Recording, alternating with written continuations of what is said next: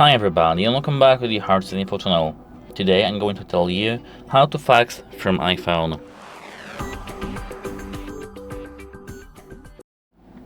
So there is no built-in fax feature in your iPhone, but we can do so using the third-party applications. So let's open the App Store, and here in the App Store let's go into search. For example, I do have here the application called iFax. So let's install this application. iFax. Here, for example, this one.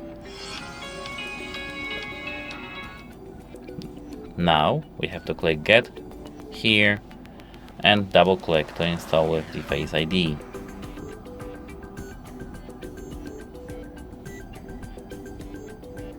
Now we can open this application.